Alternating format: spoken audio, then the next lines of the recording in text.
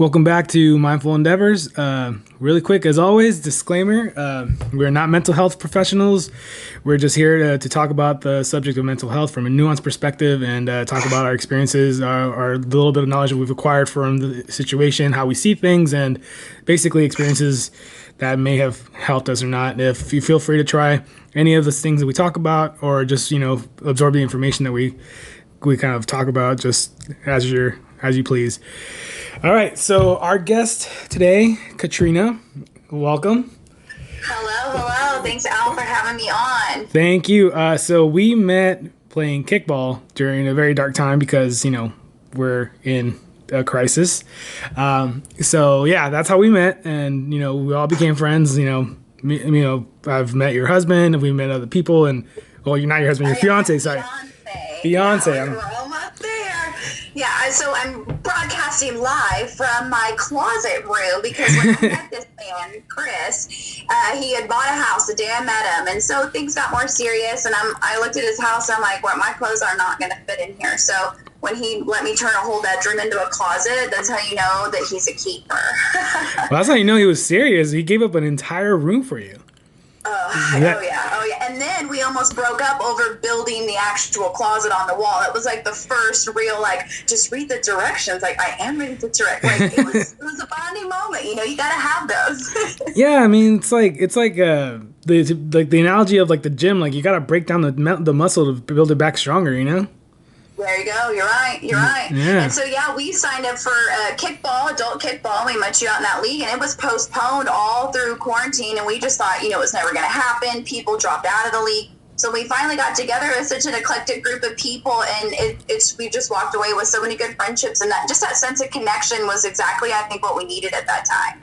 Yeah, actually, that it's kind of a perfect episode, I think, because one, you're a school teacher, and I definitely think that there's stuff that we can talk about there, and then also just the fact what you just said, like the social interaction that we needed, it felt great for even just once a week to get some kind of sense of normality back, right? It was every Wednesday. We were ready. Yeah, it kind of felt weird to say that Wednesday was like the one day I was looking forward to the week, just because again, everything felt everything felt great. But before we go into details, please tell the viewers and the listeners what you do exactly, more or less. If you want to give a little more detail, the floor is yours. Okay. So I am a Texas public school teacher, and this is my 10th year teaching. I teach 4th grade reading, writing, and Texas history, because in 4th grade and 7th grade they teach Texas history instead of the rest of American and U.S., all that. So I've been in this a while. My first year teaching, I was a preschool teacher, and so that really shows you the ropes, You're like, all right, guys, come on, everybody get in line. Yeah. And they're all just scattering, and you're like, oh my goodness, we don't even know what a line is.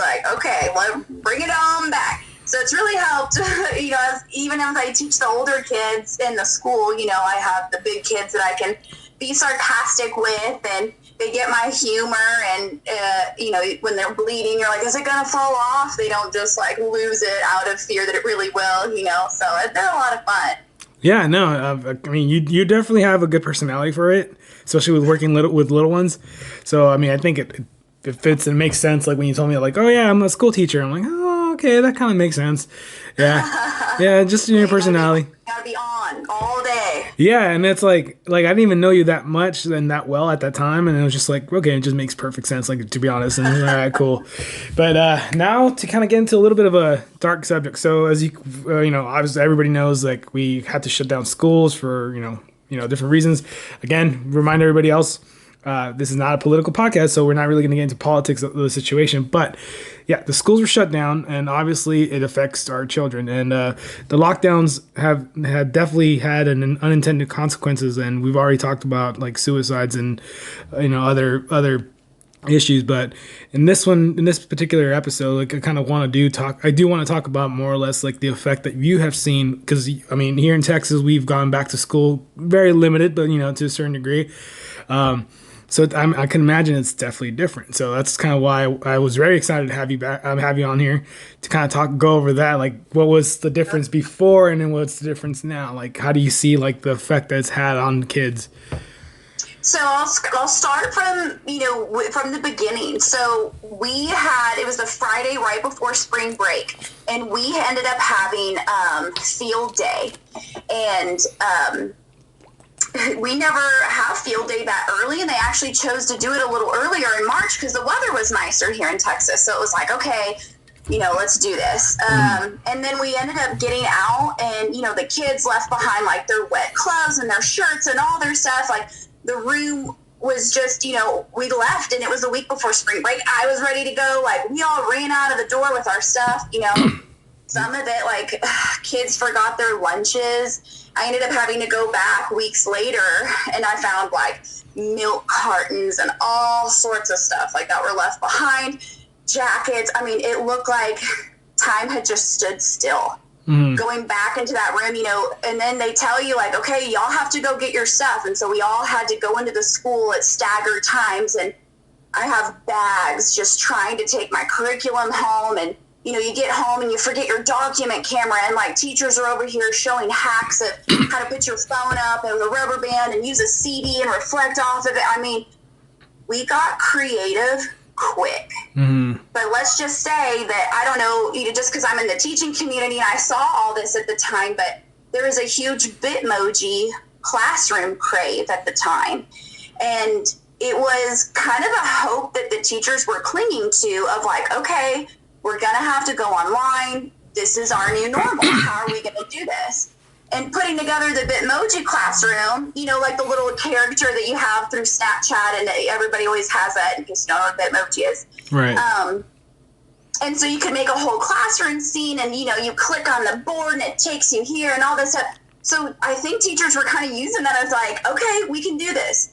And then when you got in the nitty gritty, when things started, it was like, that Bitmoji classroom, that's real cute. That's real cute over there. And it just, you're swamped because you're so used to teaching live and, being on and putting on that show, because that's how you make sure they're paying attention and they're listening. They have to be engaged. They have to contribute to the conversations. They have to listen to their peers and argue in a good way and just have, hear words they've never heard before. I mean, like, kids being at home right now, they don't even have the natural conversations with all these people going around, like less word exposure, like less vocabulary building skills.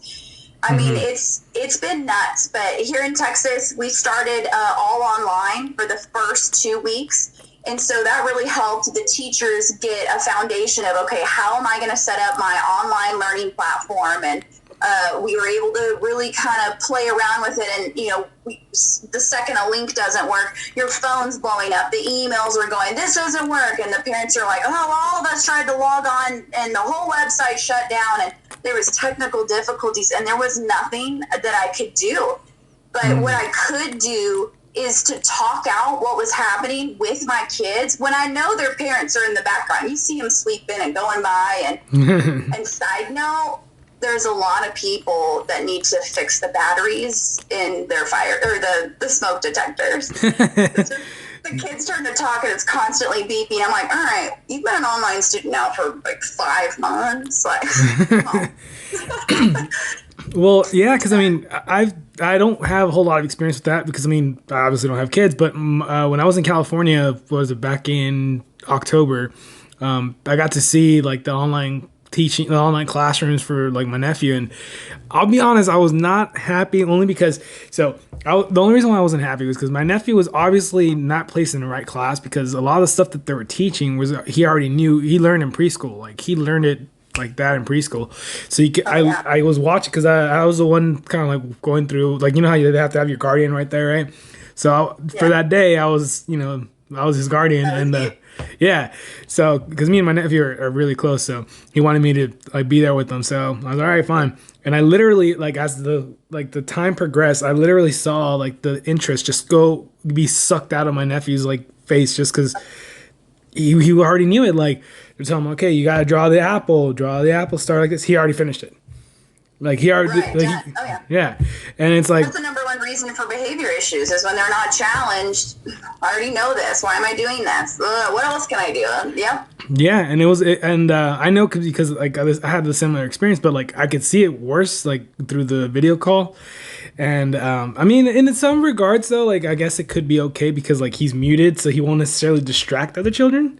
So I guess because I know I had that problem where I would be so ahead that I would distract other children because I was just bored. I was like, all right, well, I was like, I'm gonna talk to this person or throw something at this person. You know, it's like so a bit. Yeah, the behavior issues this year look a lot different. I'm over here like, no, we're not jumping on our bed during the Zoom.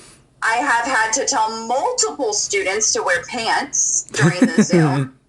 And then I have to let their parents know. I'm like, heads up, today on the Zoom, your child was, they were not wearing pants. And they're like, I swear they were wearing pants 10 minutes ago. I'm like, I know. Yeah. So it's been been a crazy adjustment, but one of the biggest things that we're focusing on right now is social and emotional well-being. Like, how can we get these kids, because we know that this is not the best. And it was a hard place to be as a teacher because you do think about yourself and your family and you going into these schools that, I mean, during the flu season, when you see it like a domino effect, or especially the stomach bug, it's like one kid and then like 4 kids around him and then it just kind of spread. You're like, oh, okay, here we go. You're probably going to be out by Thursday. All right, everybody just get it together. Yeah. So it was scary to come back. Because, yes, we want to be there for the kids. Yes, we want it to be what it was. There's a lot of people fighting change right now, and teachers are the most resilient. You have all walks of life right now just thrown in, and they're going at it. You've got teachers 5 years away from retirement that wonder to themselves, should I leave now or do I need to go back and teach in this pandemic?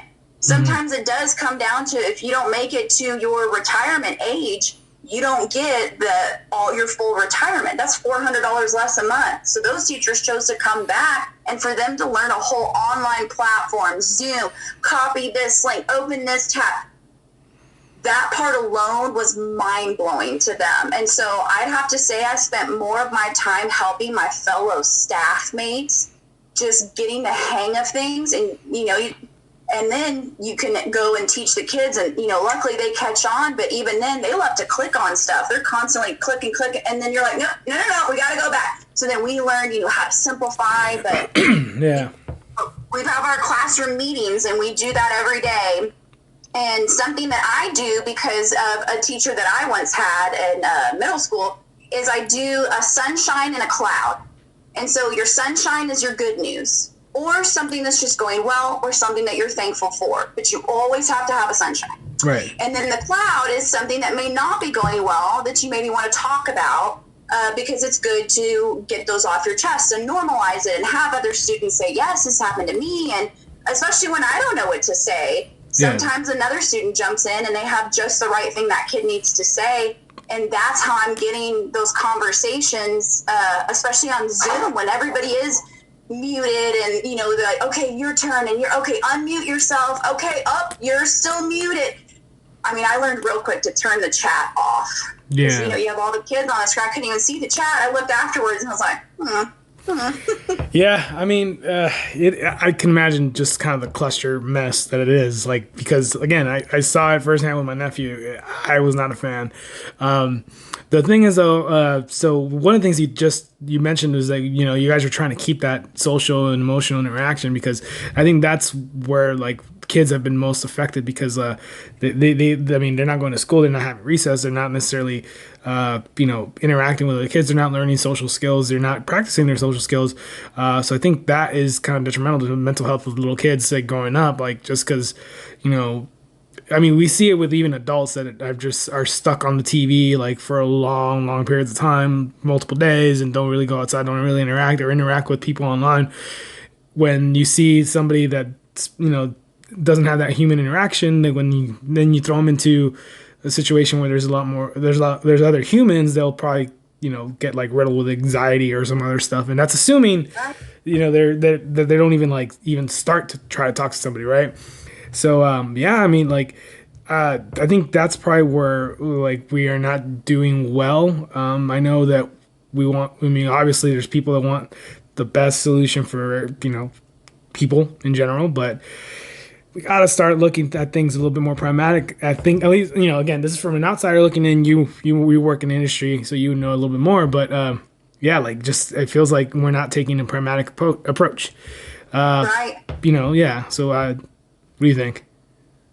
I mean, it's sad because we got to help the students, and that is in our blood, and that's what these teachers that I work with every day. We're here to do it. We've been here. We've showed up for every obstacle, kicking and screaming sometimes for sure. But it's like every kid's dealing with something different. Some of these kids are getting a little bit of that interaction because they can get on a computer that was provided to them by their school district. But, you get into other areas and they don't have Chromebooks to hand out to the kids. Or if they do, they don't have the hotspots to get on. And so it really comes down to like, oh my goodness, it's right now, it's the playing field is not even. No. And that's what worries me. Because I can get to the kids that I can get to, and I can do what I can do. And that's all I can do. Yeah. I know that sounds so simple, but there's a lot of teachers out there right now that are trying so hard to do exactly what they were doing in the classroom, but just put it on their line, and it's just not the same. It's not, you're going to overwork yourself. Right. Between the time that I do my mini lesson for reading, then the kids apply theirs. Then it's time for writing. We have to start with grammar. We usually do a notice sentence. What do you notice about this sentence? There's a period, there's capital letters, an apostrophe S. I see a verb, anything like that. We do grammar, and then we go into spelling, and we talk about the spelling patterns. And then we go into history. I mean, and that's just my class. And so when you put that online, it's like, first do this, watch reading, then do this. Now do grammar, then do spelling. It just isn't the same. When the kids aren't doing work, it piles up and it piles up. And we all know that feeling, like with laundry. Right? That's what it is for me, right? It piles up and it just becomes overwhelming, and you just avoid it. Yeah. You're doing that. And I have kids right now doing that. And what can I do when they're at home and I'm here and I'm trying to pull them in? So then it's like your Zoom meetings every day. It's hard to give it all. And every meeting. Some days it's like, hey guys, here you are, this is what we're doing. Best of luck. See you tomorrow, because you're surviving the day, and the kids have those days too. But you're right, that social interaction between them is different. Because even at recess, for their safety, each class has a zone each day. And so the kids aren't on the equipment, they aren't touching it, or because we couldn't do the germ spreading. So our kids have really taken up soccer. And I wish that I could be like a freedom rider moment right now, where I just coach this whole soccer team in the middle of this pandemic. And they're just like stars from it. But no, all they do is just kick the ball as hard as they can. And then the girls all run in the back to get the ball and bring it back. And then it's just a competition of who can kick the ball the furthest. But, for now it's working. But we're also realizing that we got to change that. We got to figure out more things that these kids can do. So we played a mean game of Simon Says today. Those kids, I got them. Like, Simon Says, hands on your head, on your shoulder. When you model it, they all go with you. And you're like, yep, okay, you're all out. Yeah, and I mean, that's good. That, I mean, at least because, like I said, like in California, it's completely different. Like there's, I think at one point they threw the idea of being out there, and like they were like kids would be in groups, and a certain group would show up on this day, another group would show up on that day, like in class. So I mean, I know there's attempts, and but at least here in Texas, like again, and even in a limited capacity, at least we're allowed to have them like presently, and even like you said, a game of Simon Says with a bunch of people, like that could definitely help. It's not the same. Some of us wish we were back. I should have mentioned I'm a hybrid teacher, so I teach online and face-to-face. So there's a lot of other teachers that are just face-to-face or just online, or however their district has made it work with the AB schedule, kind of how you're talking about, like you come Monday, Wednesday, y'all come Tuesday, Thursday, and then Friday everybody stays home and does like testing for the end of the week. Okay. So there's been no rule book on how this works. And just as the school year started, our administration was like, we're in this together, you guys, like, and we don't know, like, we are going to figure this out one step at a time. But there was so much unknown. And even the kids coming back, I was worried about, they wear their masks all day. And the kindergartners in the hallway wear their masks. I mean, sometimes, they come in from recess and it's sagging on their face, or, it's falling off. They get it together, but these kids are also resilient. The fact that they can wear their masks and PE, they run around with them at recess. I mean, I got mask knee. Like, it's mask knee. yes, it's a thing. And it's like we talk about, like, hey, what kind of masks works for you? And especially in the beginning, we come in from recess and it was so humid and it was hard. We all wanted to take the mask off and we couldn't. And it came down to, like, me telling kids, like, put your head in a sweatshirt, take it off, take a breather, go to the bathroom, go in a stall and take a moment. Like, because that's the realness of the situation, is they need a break. We can go outside and spread out on the fence, but luckily things have gotten easier. But each 6 weeks they can join and come back. And so then you get a new group of kids that you're trying to be like, okay, guys, we got to stay separated. Oh, we actually don't go over there. Oh, we actually don't share supplies. Thank you so much for wanting to share your pencil. Yeah, and like, like you said, but like the kids are going to grow up thinking that's normal, and it really isn't. I mean, but it's kind of hard to really let them know. It's up to them if they're going to understand it, because that's how their little brains work a little bit different, because they're at that age. One thing that I did want to ask you, because I know we've talked about this separately from this podcast, but like, you obviously wear multiple hats. Like, so I know that you've told me a story, pretty bad story of a kid who, what was the kid, like, he killed, or something died, and he was holding it because he wanted to take it home or something. What was it? He had killed a squirrel. He had come from a tribe out in Congo, and he was here on asylum, and he had killed a squirrel and refused to let it go, because that was what he was used to bringing home for dinner. And between the language barrier, he was not letting go of the squirrel. Yeah. And then, like, the nurse comes down and she was in her uniform, and he lost it. And went and hid underneath of a car, because he's used to anyone in a uniform, which hers were scrubs, that they were there to kill him, and that's all he knew. And so, I've seen it all, and I say that, and every year there's something else. Yeah. And so we have kids right now who don't speak English that are online learners. Yeah, it's not good. It's like, here's Google Translate, and so even then, the kids that are coming over here, English language learners, they're not getting what they need, because they're not hearing those conversations. I mean, we're going to be dealing with, there's going to be effects from this, and we don't know what that is now, but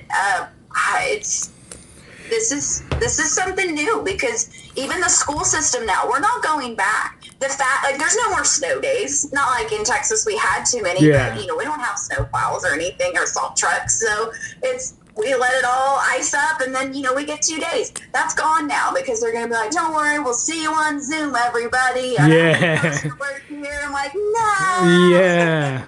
Well, yeah. I mean, because the reason why I bring that up is because essentially what I'm getting at is that in a lot of cases, school teachers, they wear multiple hats. Like, you're kind of I'm pretty sure there's certain schools that have like psychiatric help, especially in in like high schools, junior highs. But at the same time, you're like the frontline defense for those type of things. And this is one of the things that this podcast is really stressing, is mental health, right, at all ages.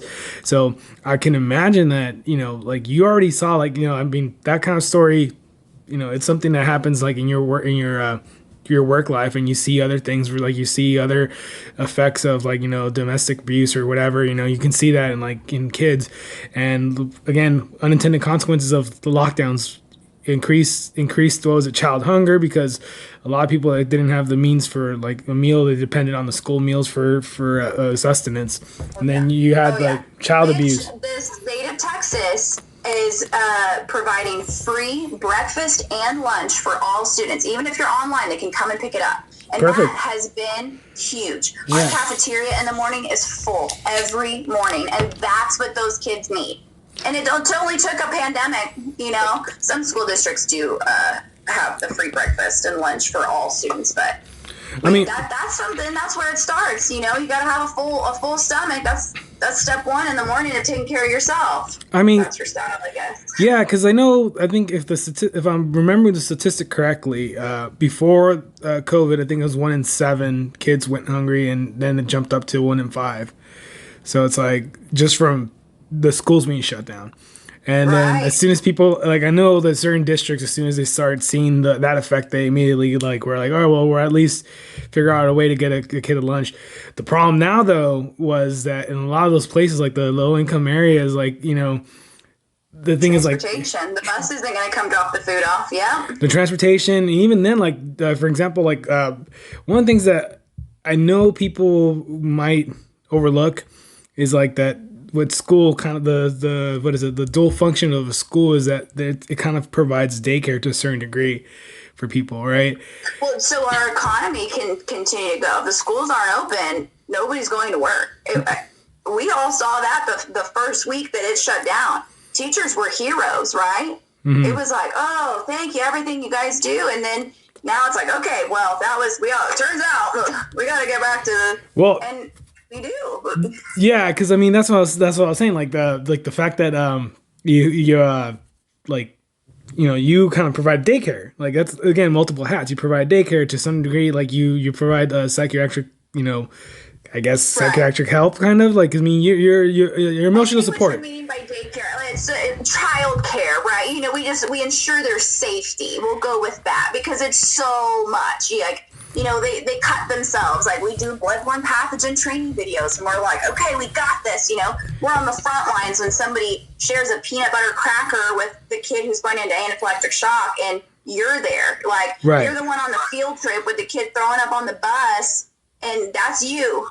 Like, I'm there when my kids are telling me about their parents going through a divorce, and they're sad, and they don't want to do things. And I'm there when one girl's best friend is now best friends with somebody else. And you see that heartbreak. I'm there for teachers do it all. We do it all. Whoa. I'm like, put your jacket on. And they're like, I don't have a jacket. And their backpack's stuffed, full. And you're like, if I open that backpack, am I going to find a jacket? Sure enough. So then I'm mama, put your jacket on. No, you're going to do that. What are you doing? It's mental. You're constantly going all day. And you get that 30-minute lunch, which, by the time you drop your kids off, you see someone in the hallway, somebody forgot something, had to go back. You wait your turn for the microwave, and then you pee, and then you have to go, print your stuff on the copy thing, and then come back. And then you keep going, and then you keep going. And then the bell rings, and you're like, I still have stuff to do. Yeah. But you have to learn to stop and say, I got to go home. Yeah. Homework this year, I'm not doing homework. That is not what they need. Wait, so backtrack a little bit because you kind of went on a slight tangent. No, it's all good.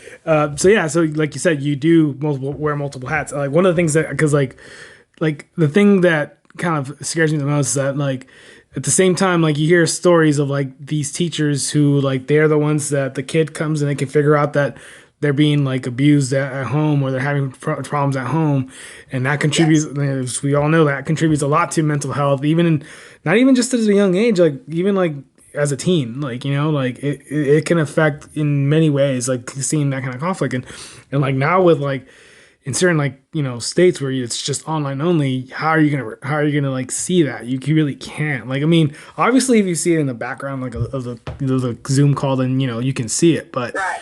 But like you don't have that communication anymore. Like sometimes, like kids feel safe with the teacher to say something. And I mean, how many freaking movies were made out of stories that were kind of like basically true in that regard, right? Yeah, a lot. Oh yeah. So the classroom is 100% these kids' safe space, or the place that they don't have to worry about anything else. And that is that's why every teacher does it. I mean, our classroom is our safe space. Like, it's nice to have a room and you guys get to control the culture and how you interact. Like, each class that I have has had a different vibe about them, and some are talkative, and it's like pulling teeth to get them to talk. And it's so neat to see all their different personalities. But I mean, yeah, at the start of this school year, they were all kind of in shell shock. Like, okay, we're here and we're wearing masks, and oh, don't get too close to that kid. And oh, sorry, oh, we don't touch this. Oh, we have to use hand sanitizer all the time.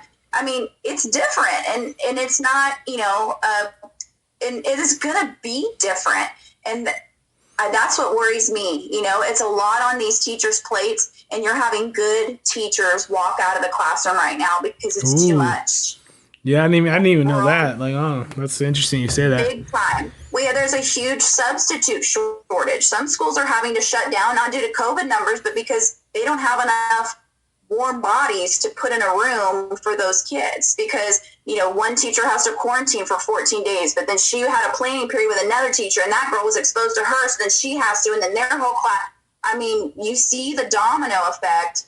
And so we're really short on subs, and then who wants to substitute in the middle of a pandemic as well? Like, yeah, a lot of the times we have retired teachers, and teachers at that age, they're at a higher risk, so they're not coming in like they are or they were.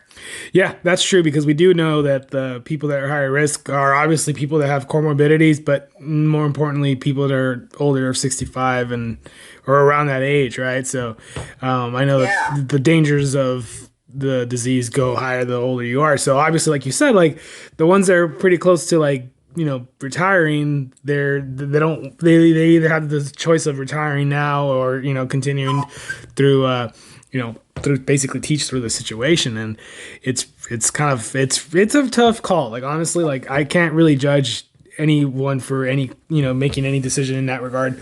It's up to them. Right. You gotta do what's best for you and your family. Yeah. I mean, it's really tough, but like I'm glad that there's obviously people like you that provide that extra support for kids. The problem is they're not getting it because they're not going to school. And you basically just highlighted the fact, like, when they came back to school, like you saw the shell shock faces, like the shell shocked looks on their faces. I mean, that's proof right there. It's like brand new kindergartners, and the parents can't come inside and walk them to the door, and here they are. Put your mask on, honey. Have a good first day. That's tough. You see moms crying. I mean, it's been a tough year. It really has. Yeah. But you find the joy in the little things. You really do. It's like you have to, and that's exactly what I've been preaching to my kids and my class. Through that sunshine and cloud, you've got to find the sunshine every day. We have to find that sunshine. Yeah. Even on days that you don't want to, and you don't have anything good, and you're not happy about something, you got to find something. And so our go-to is, I'm grateful to be here today, or I'm grateful to be alive. And so we got that going, but it's the only thing that we can do. But, positive negativity or negative positive, what was it? You know what I'm talking about? Yeah. Toxic positivity. There we go. Toxic positivity. So you gotta have the right amount. You can't just be like, guys, it's fine. Let's just keep going. You really have to have these real conversations of, wearing this mask is uncomfortable and I don't like this. And is that how you guys feel? Yes, we're all uncomfortable. Man, good thing we're in this together and we are going to get through it. Like, you have to just bring it in all the time, and you got to talk about the good and the bad. Yeah. Unfortunately, like, even such a thing like a mask is politicized. And again, it's something that we can't really, no, what you said is fine, but I'm just saying, like, we can't go into any more detail outside of what you just said, because again, politics, and it's one of those things that have been politicized. I'll be honest, completely honest. I don't wear my mask unless I walk into a business where I really want a product or service and they tell me to wear a mask. I wear it. If I really want that service, I'm going to wear it. At least what it is, what it is. Lady in the car wearing it driving because I forgot that I have it on. I'm used to it. I'm halfway down the road and I'm like, oh, I could have been breathing better. Yeah. No, yeah. And like, honestly, like, the thing, I mean, the thing that I get upset always, like, even right now when, it's a whole thing with like second lockdowns being discussed. Like, I'm trying not to, like, again, go into politics, but it's just like, we need to talk about mental health more. like honestly, and it's not Right. being talked about. Like there was one article recently that just came out that apparently it was in October or November where Japan had a lot more suicides than COVID deaths. Like Japan's already known like to be like I guess you could say suicide capital of the world, Right. but they it ramped up by a lot in that month. So Big time. Yeah. yeah, so and it's whether it's the lockdown, whether it's something else, like we gotta like address it. Like here in the United States, we tend not we tend to shy away from it. I mean, I know in one of my episodes prior, we talked about how some of the homelessness that happened in LA and all in the state of California essentially correlated with the mental institutions being shut down.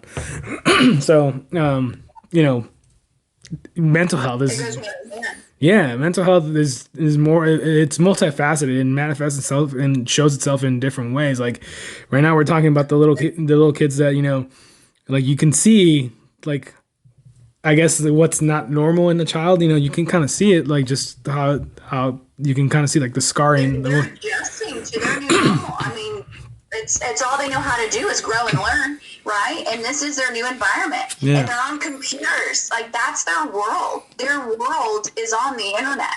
That's what they see. That's how they interact. That's Yep. how they create. That's how they do. Right now, that is the world that they live in. And when you bring them into reality, it's not you don't get that escape from the realness of it all. Yeah. And it's like, what at that point is it the school's responsibility? Like, well, yeah, if everybody's going to go there, then we at least should have something. And we do, our school does conscious discipline, and they train their teachers on how to de-escalate situations. There's so many times that it's just a power struggle, and then it blows up, and you've got desks flying, and that's the last thing that we want, and you've all seen that. That does happen. And so, Yeah. I don't know. I'm sorry. I'm getting lost with my thoughts. But No, yeah, it's fine. But even like what you were, to continue what you were saying, like something that's also missing by not going in school anymore is sports. Really, sports, extracurriculars, like clubs after school, like all those things are missing, and a lot of kids, even their parents, depended on those things because it gave them an extra wiggle room to be able to either, if they got off of work early, then go home, take care of something, or they were able to actually work a little bit more, or the schedule shifted a little bit. Because again, like back to what we were talking about earlier, school kind of to a certain degree acts as a daycare or doubles as a daycare because it's a place where at least people like know that all right, well my kids are in school and if they get sick I can it's a government funded program for sure. yeah and like it's like that's what's another thing that's missing, like that kind of interaction, like, and if we kind of shift it to like us being adults, like how do we start like feeling a little bit better through kickball? That's a sport kind of, Right. so And even then, there's levels of comfort on what you're comfortable with and what you're not, and that's just up to you guys. But to us, it was worth it because, I was new to this, general area, and so were you, and so were a lot of other people that we met. And, to have moved to this area at such a time where everybody was quarantined, you didn't know anybody. I mean, we did need that. I also joined like an outdoor workout group, and we're all spread out and we're outside, so I feel safe there too. And that's been helpful as well. But what's made me feel this way is my sense of community because, there's a lot of people working from home right now. They had that plug pulled and they're at home. That happened to me for a little bit, but when they keep sending you back to school every day, it kind of normalizes back to what you were doing. There is a little, oh yeah, that's right, we're still doing all that. But, it's weird to still be going and then hear about other people not doing it. And oh, that's right, we're still, it's a hard balance, it's. yeah and I mean it's again nobody's telling anybody what to do, right? Like I was able to luckily find fishing, and that helped me out for a little bit because my family wasn't here, and I was just kind of going a little stir crazy. The girl that I was kind of getting to a point where I was exclusively dating, she took the route of extra precaution, and basically that ended that. So I was just like, okay, well this sucks. And so now it's like, yeah. So And that's all, yeah. Dating in a pandemic. I work with teachers that are like, what am I supposed to do? I mean, I was On that game, like, I was telling this girl, like, okay, stuff is being locked down and everything, and we can go to a picnic and stuff, and you know, if we have to, we can be a little bit safe in the sense. I mean, obviously, it's gonna be kind of weird, like the whole 6 feet type of thing, but right, yeah. but you know, she wasn't having it, so it's, you know, it's her decision. You know, I didn't like it because obviously it affected me in a certain way, but Right. it was her decision. You know, I can't really force her to do anything, but luckily. I had fishing, and I had my fishing pole, and I was able to start with that. And yeah, and we've tried fishing also, me, you, and your fiance, and a few other of our friends. And yeah, we still need to find a good spot where we could go fish. I do believe I outfished you that day. Oh, that was the second time we went fishing. I was talking about the first time. Remember we went at night on the river? Oh, yes, Yeah. yes, yes. No, that time with the hike, I actually did post the pictures that you took for that on my Instagram post. Like, yeah. And I still need to make the YouTube video for that. Yeah, you did definitely outfish me. And hey, any fish counts. So even though it was little. You had a goal in mind. You were gonna get that alligator gar, and you were working towards the goal. That's what I like. I was like, I just want to catch something, and here I was, just like, a little bluefish, or what? I don't even know what I caught. Perch, bluegill. Bluegill. You caught a bunch of bluegill. Yeah. Yeah. And the funny thing is that It's right there in the little rocks. I'm like, wouldn't you know it? the funny thing is that you caught what I could have used as bait for the gar. The problem. No, that's what we used to do when we were done. Well, the problem is. Next time I'll bring the fish bucket.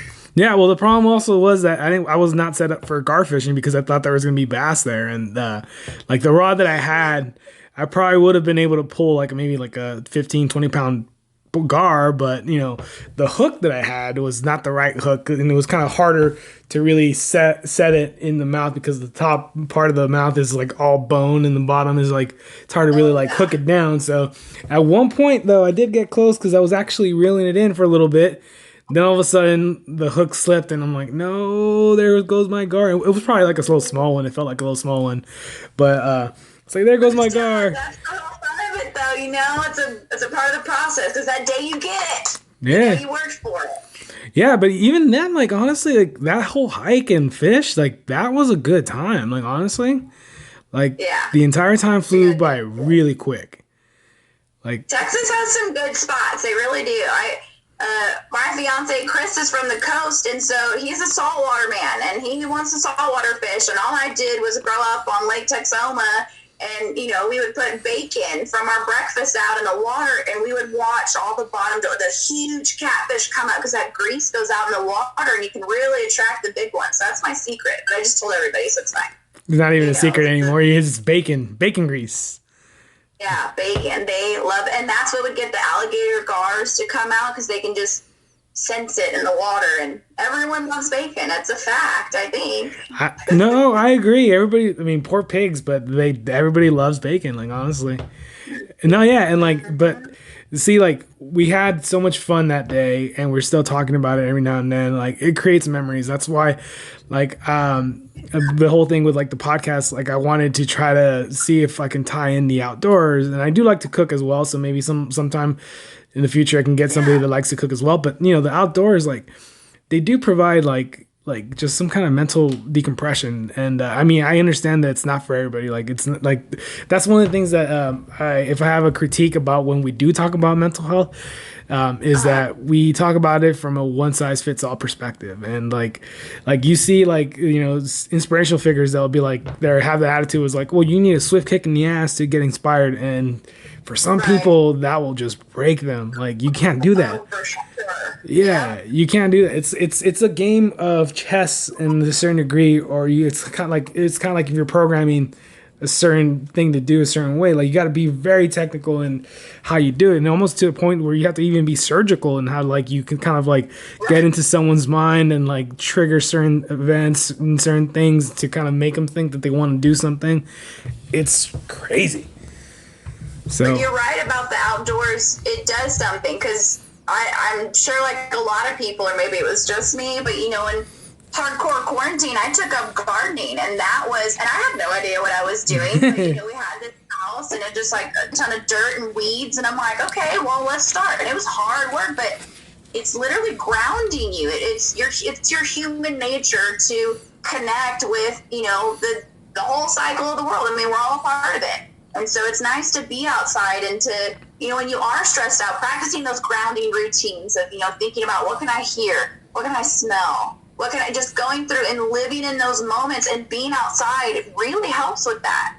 I would agree. Especially fishing. You've got a task at hand. So the thoughts aren't spinning and running in all these other directions, because sometimes when you are left alone, they just race and they go, and it's hard to kind of get out of that. But when you're outside, a bird flies by, you're like, oh, you see those distractions, you're out there, and I do believe in it, the power of Mother Nature. Yeah, no, I agree 100%. It just feels different, right? Like, I think because, I mean, without getting too like scientific, but I think we were meant, like you said, to be outside, and that's why like we feel a lot better like when we're like outside breathing fresh air, or like even the gardening. Like I think the gardening is very, very beneficial in more than one way, because it does, to a certain degree, it does like keep your mind off things. Like some people might not think of it that way. I think of it as very, very therapeutic. But also, oh, yeah. I mean, if you do garden for the right things, you can get lots of good food, and that's basically like creating money to a certain degree. Oh yeah, oh yeah. If the birds don't get to it first, that's what I'm learning. But I keep the dog in the backyard, and I tell him, get the birds, and yeah, my tomatoes are safe now. Ah, there you go. I actually I was growing a bunch of tomatoes and jalapenos when I was in California, but somehow a freaking mole just got into our neighborhood and just started wrecking everything, like all the plants. Like from my neighbor's yard, he was trying to grow a little lemon tree, and the freaking mole just ate the roots, so it just fell. And then same thing with my plant. Yeah, same thing with my plants. Like I just see the tomato plant just fall, and I'm like, what? At least I was able to get some, little cherry tomatoes out of it. But yeah, that stupid mole just destroyed everything. And at that point, I was like, oh man, I'm gonna do anything I can to just murder that dang thing. But obviously, we never killed it. I don't know if we ever got rid of it. You start again, everything's dead, and you're like, ugh, and it's frustrating again, just like life. And then what do you got to do? Got to get back out there, Yeah. You don't catch fish. What do? Give up, never go fishing? No, you gotta keep going. Your plants die, everything's that you didn't get any tomatoes that year. What are you gonna do? Like, I mean, I guess you could stop, but even then, like, you don't get anything out of it. That's what it all is. It's the roller coaster. It's the up and downs. It's nobody ever guaranteed that life was gonna be easy or fair at all. Yeah. So it's just, I think it's what we need to just do is really just open up this conversation and just exactly like you and I are doing today. And that's exactly what people need to do is just come together and just open up and communicate and talk. And, but sometimes it takes being that person to get it started. There's a lot of people at home that have been at home and they scroll through their phone and they see what other people are doing. And imagine if you just randomly FaceTime that person. And then I'm like, oh, hey, and then you're awkward, answer it, like, I'm that person. I randomly FaceTime people, and I'm like, hey, and little do you know, you're on the phone for 2 hours. Maybe that's me, because I don't shut up, but that's what I'm trying to do, and I'm just trying to check in on my people and make sure that they know I'm thinking about them, and, sometimes it takes us an afternoon to just chat with them on the phone and catch up, and you get off and you're like, that was nice, Yeah, actually, once spring starts coming around, I'm gonna look into because another thing I used to grow out in California were strawberries, and I managed to grow a nice little, I guess, plant of like strawberries from just a tiny bucket. So I'm gonna try to see if I can do that in my apartment. Yeah. So I'm gonna give it a shot. Yeah, because I mean, I love strawberries. I love, those things are addicting. I love strawberries and watermelon. Little cocktails, freshly garnished. Or, I mean, I was thinking jam, but cocktails sound better. Yeah. Yes. The strawberry martini. I'll take one. Oh, there you go. I mean, no, and like, honestly, like you said, we need to have more dialogue. Again, there's just not enough of it. I'm hoping that with this podcast, as I get more guests and everything, it doesn't become too repetitive. This is great. Like the fact, I mean, obviously it's not over yet, but I'm just saying this is great. The fact that I was able to get you on here because again, you're a teacher. Do definitely see the social interactions, the importance of social interactions for kids, for the development, not just Yeah. socially, but also mentally, right? So, I mean, I think it's great that it's great that you, as a teacher, you kind of like act like a, to a certain degree, I guess we can say first responder, obviously, just not with the Right. Yeah. yeah. Yeah. Yeah, because like you said, like if it, yeah, like you said, if I mean if there's conflict between two kids, who needs to hear about it first? You. If there's, Right. like you said, the kid that gets peanuts from somebody else without knowing that that kid had a peanut allergy, who gets to like hear about it first? You. So, so it's very important, yeah. And I do wish that we were, because I mean we're already at the 50-minute mark. Surprisingly, it actually went by really fast. I do wish that we. I mean, I'm probably gonna have to have you back again because we need to talk about the whole thing about like kids and their mental health a little bit more, deeper. Yeah, we need And to put a plan together of like, what do we do? Okay, here we are, because that's what we all need. Is we need somebody with the ideas of where do we go from here? We recognize it, we see it. Now, what do we do? How do we help?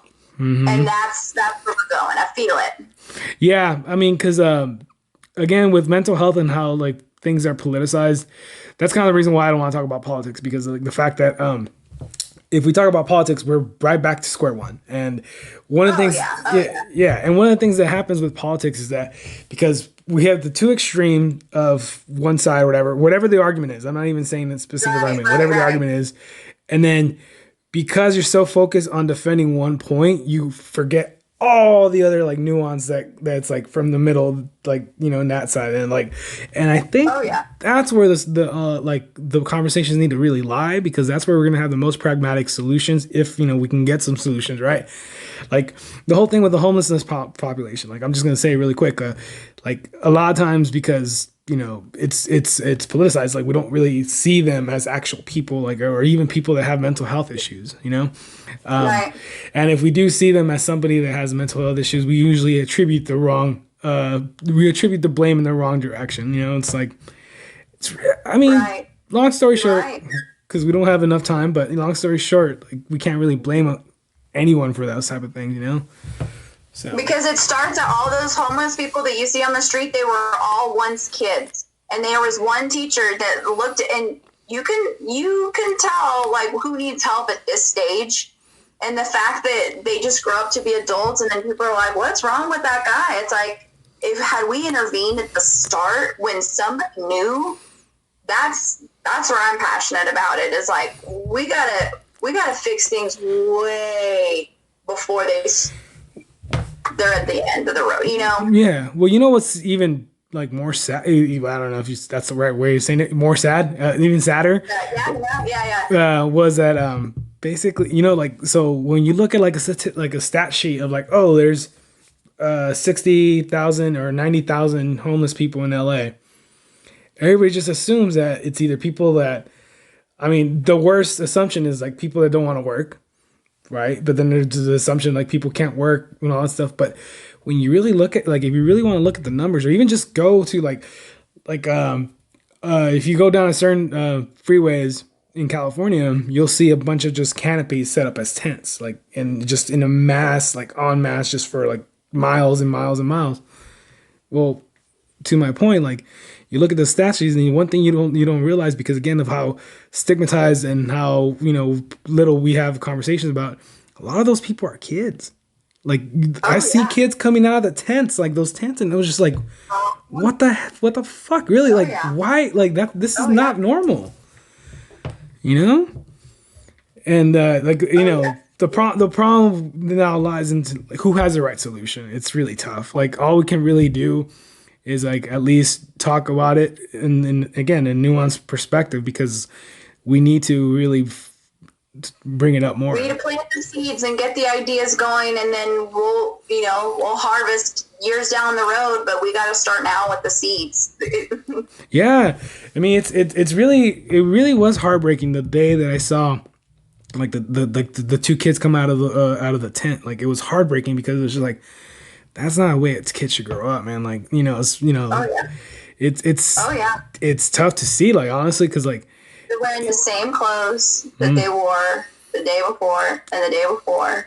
They're hungry.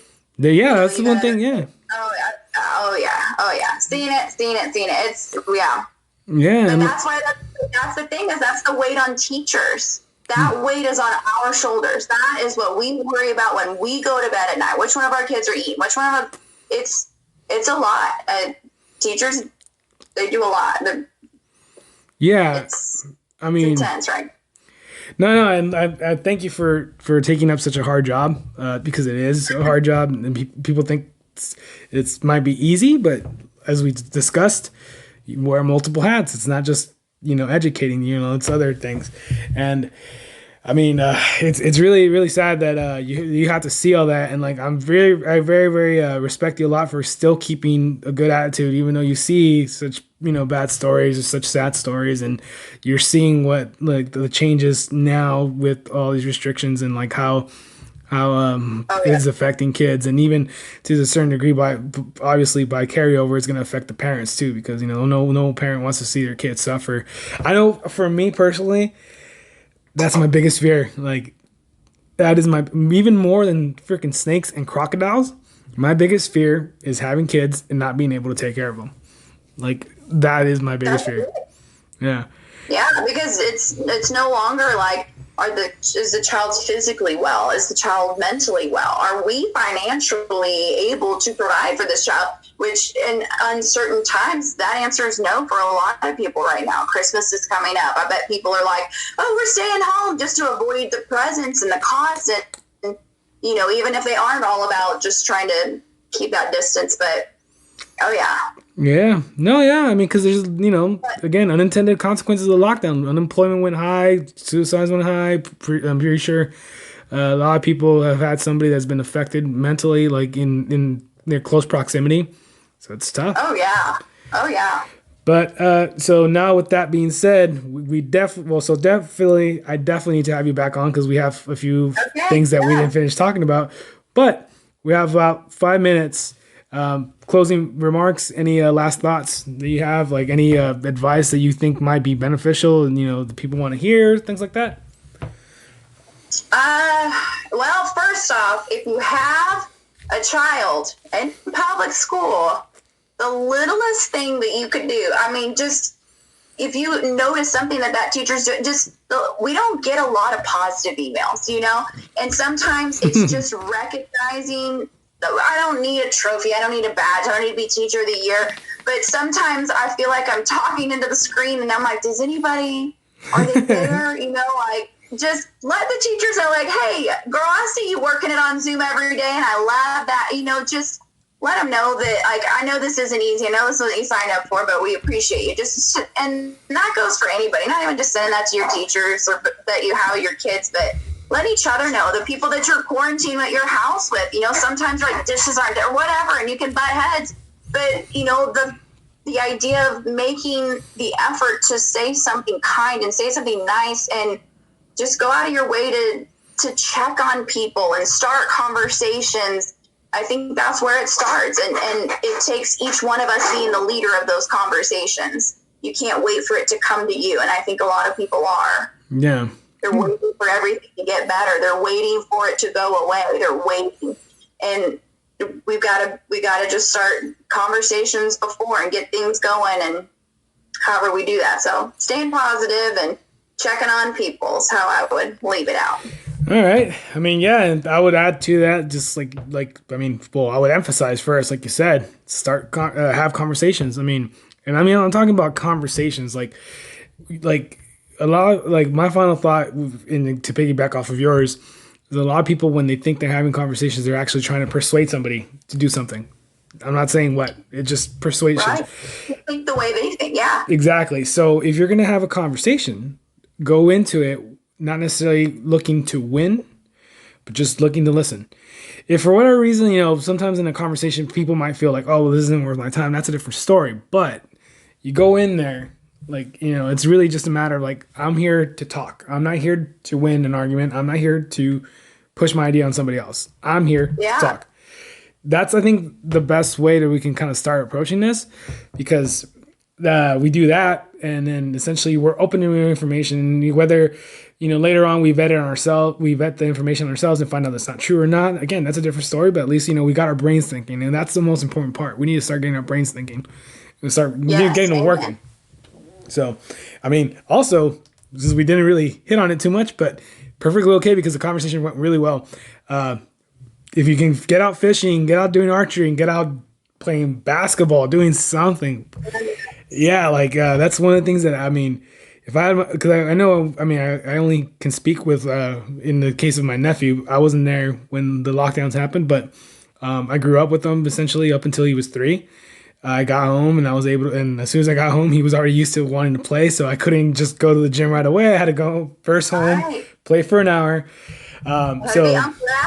Yeah. So, I can building and the connection. That's what it's all about. Well, that's why he's really super close to me. Like, I don't know if he sees me as like a second dad or maybe like a big brother, but we're definitely close.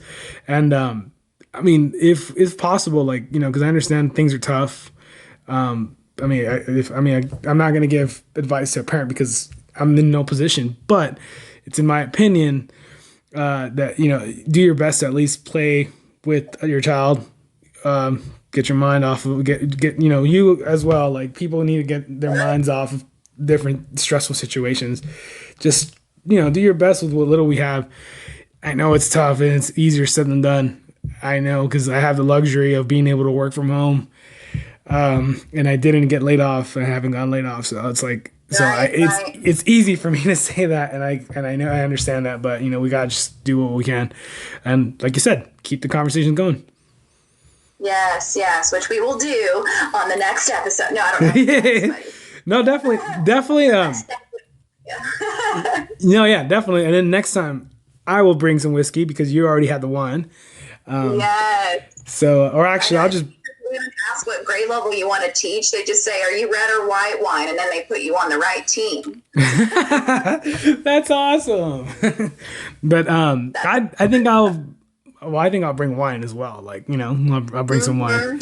But yeah. So, all right, cool. So we're at the minute mark, and thanks again for, volunteering your time, and I appreciate you again. So good to meet you. So good to be here.